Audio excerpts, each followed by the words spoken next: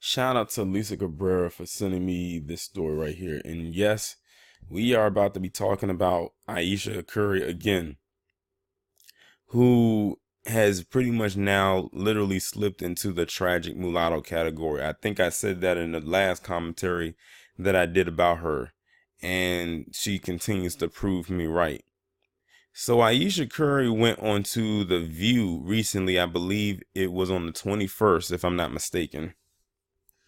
She was just talking and everything like that. And then it got to the subject about her cultural background. So if y'all don't know, Ayesha Curry is a Canadian born. She's a Canadian born individual from Toronto. And she was born to two multicultural parents. Her mother is of Jamaican and Chinese descent, and her dad is of African American and Polish descent.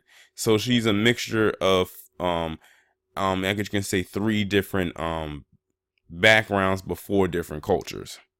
Or four different nationalities, if that makes sense.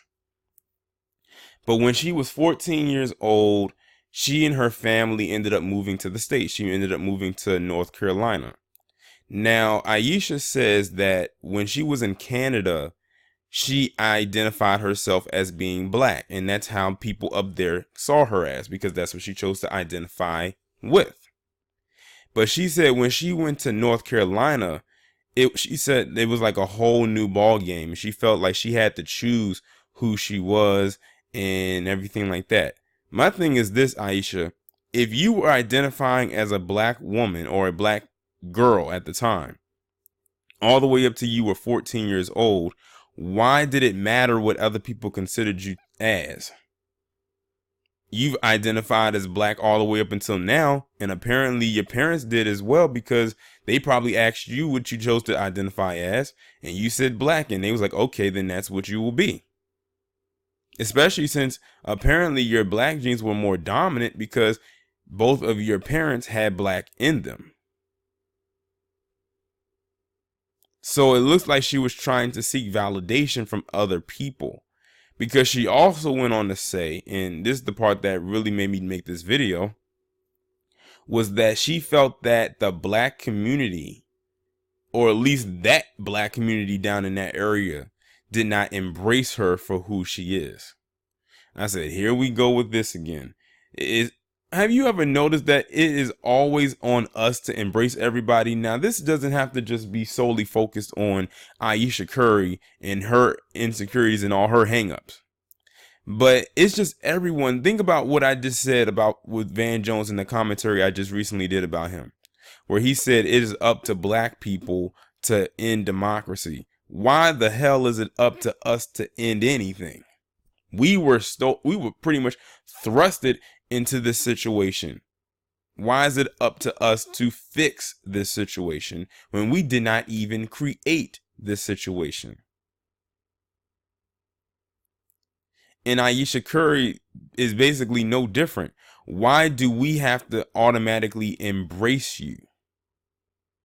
This is a woman right here who apparently does not have a lot of good love and support, and probably hasn't had it in a while. Not in the sense of whatever she can get from her husband or her parents, but she just doesn't have, like, it doesn't seem like she got a lot of, how can I put it? I would say exponential attention that she wanted. Like, why was it up to us? Because it seems like you're seeking validation. And like I said, I get tired of us as black people having to open our arms and accept everyone. That's why she probably made those statements, because she thought, oh, this is how they are in Canada. If I come down to the States, they'll be the same way.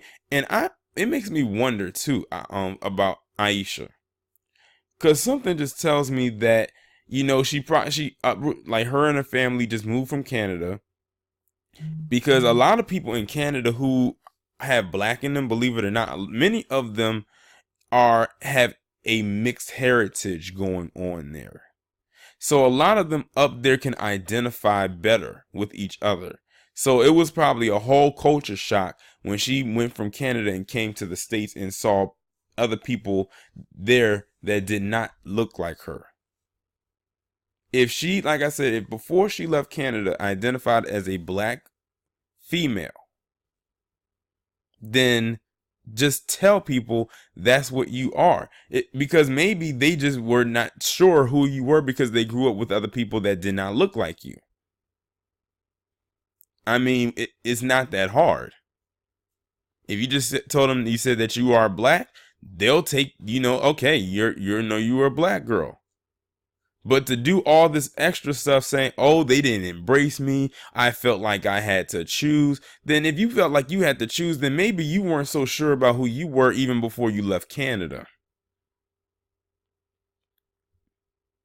Like I said, in my honest opinion, Ayesha Curry does have some issues. And she needs to get those worked out ASAP and stop going on these talk shows making these little sly digs towards black people, because that's basically what she's doing. It's almost like she's putting her insecurities and issues onto us and making it seem like it's our fault. When she says that the black community did not embrace her, when she said that the first time, I wasn't too sure of what she meant, but now I think she's finally explained it.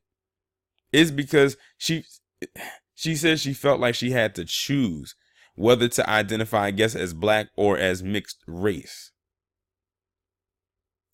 And another question, she is of African American and Jamaican, they're both black. But let's take those out of the equation right quick. We'll actually leave the Jamaican part in there and take the African American part out. Why didn't she feel like she could not? Why she didn't get embraced by by Jamaicans, or the Chinese, or the Polish? Why did it just happen to fall on to ADOS? We'll just put it like that. Why didn't she seek outward support from those other groups, or those other tribes, I should say? It's because they probably wouldn't welcome her, so she didn't even bother. But she figured, oh, I know that the black people or the black Americans will easily accept me. And I won't be surprised if Ayesha Curry had the reputation of being a mean girl, and then she probably thrusted herself into a victim position so people could feel sorry for her. I would not be in the least bit surprised. Not saying that she was the mean girl, but the way that she says certain things, about her upbringing and like this, and they didn't embrace her, it makes me wonder, what kind of a person she was personality wise. Was she a nice person? Was she a mean person? Was she standoffish? Was she shy? Like, what was she? Like, what kind of person was she growing up around her peers, as far as when she was in school with other kids her age? Because you got to think, you're taking a woman or a girl who has multiple cultures flowing through her veins out of an environment that she's used to, out of a country into a new establishment where it's a whole new ball game.